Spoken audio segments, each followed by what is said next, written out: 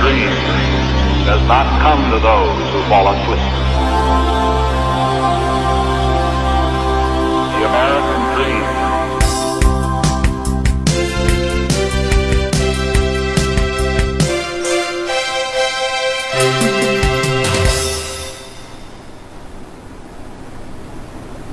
Hi, welcome back. Again, my name is Paul Gruber, and this is the Pronunciation Workshop's 6th training session. In this session, we will cover word endings. Often people who speak English as a second language drop the endings or final sounds off of their words, or they do not pronounce these final sounds correctly.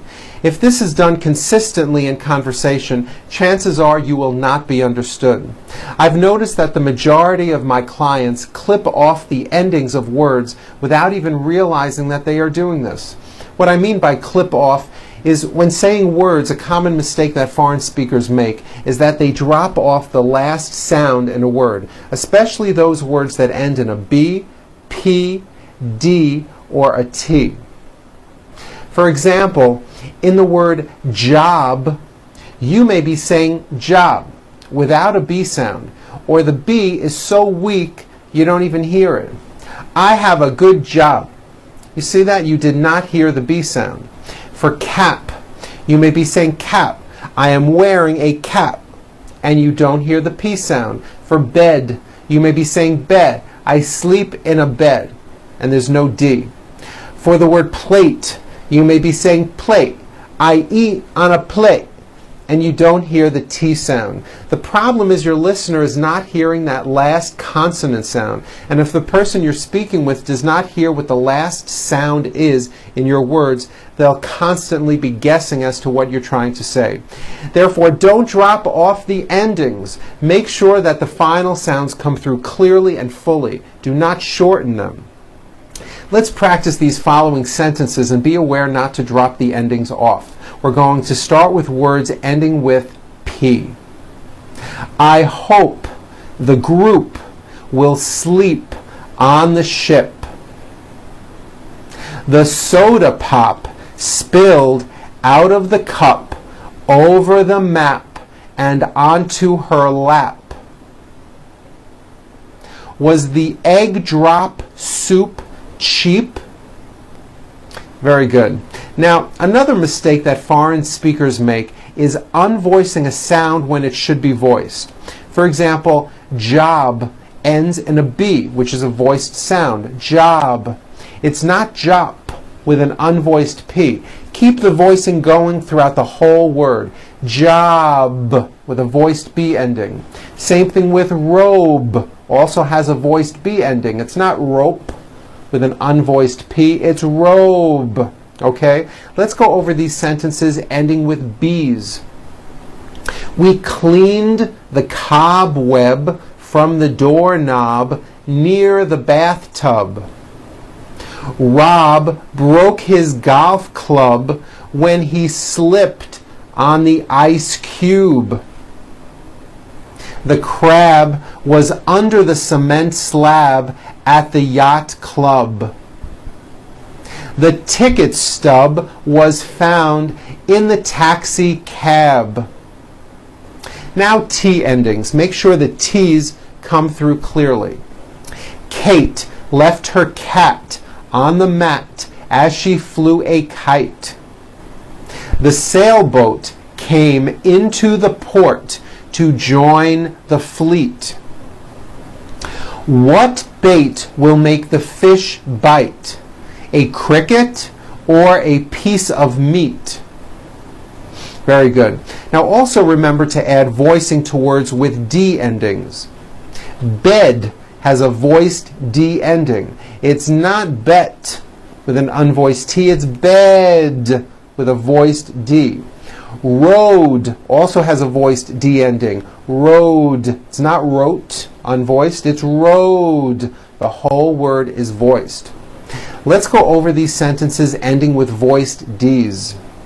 Fred will decide which sled should be painted red. David tried to send a refund back to England. He could not hide his report card behind the chalkboard. Very good. Okay, now let's talk about ed endings. Many verbs that are in the past tense end with ed. For example, clean. Today I clean. Yesterday I cleaned. Now, ed endings have similar rules as the s and z endings that we discussed in the second session. Here's the first rule, and probably you already do this correctly.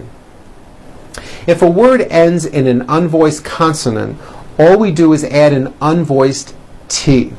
So let's look at the word jump, for example. The final sound in jump is a P, which is unvoiced. So when you put it in the past tense, all you do is add a T. So jump becomes jumped with a T sound at the end. Jumped. Of course, the word is spelled with an ed ending. It's just pronounced as a T. Jumped, like that. The word walk, which has an unvoiced K sound at the end, walk, becomes walked. Yesterday I walked. Here's the second rule. If a word ends in a voiced consonant, you add a voiced D. In other words, you keep the whole word voiced. So for example, the word rub ends with a voiced B. Rub. Today I rub. Yesterday I rubbed. All I did was add a voiced D sound at the end. Rubbed. It's not rubbed with an unvoiced T. It's rubbed, like that. Here's another example. Clean ends with a voiced N. So today I clean. Yesterday I cleaned. I cleaned the kitchen. Pour becomes poured. I poured the milk. Scrub becomes scrubbed. I scrubbed the floor. Tag becomes tagged. I tagged the clothing.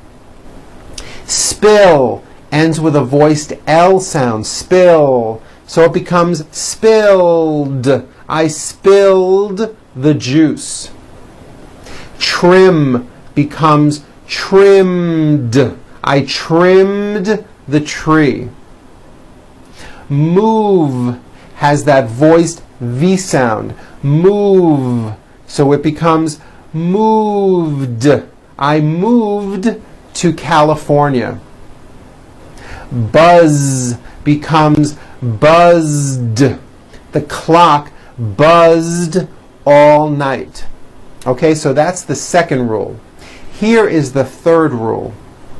If a word ends in a T or a D sound, we add the ending id, which is a vowel I, followed by a D, which is voiced. Id. So for example, the word lift. Lift ends with an unvoiced T. Lift. So today I lift the ball. Yesterday I lifted the ball. Lift becomes lifted. And remember in the third session we talked about when a T falls between two vowels, turns into a D, like in the word water. Water becomes water. Remember that? Well, the same thing happens here when the T comes between two vowels. So look at this next word. Heat. The verb to heat becomes heated. I heated up my dinner. Vote becomes voted. He voted this morning. Hand becomes handed. He handed me his report. Trade becomes traded. I traded in my old car. Add becomes added. She added some information. Okay, now let's go over these exercises with ed endings. You'll notice that I put a line under all the endings that are voiced to help you remember to add voicing. Here we go. Bob raked the leaves and then started to wash his car. He then loaded up the dishwasher and finished washing his dishes. Susan spilled her drink on the spotted rug. She cleaned it up with a napkin, which wasted a lot of time. He thanked me and offered me money if I picked up the used equipment. Very good. Okay, now let's talk about words that end in NG. Some people who speak English as a second language have gotten into the bad habit of adding a K release sound, k, k, like that, after an NG ending. For example, in the word ring, it becomes ring, k. The word walking becomes walking, k.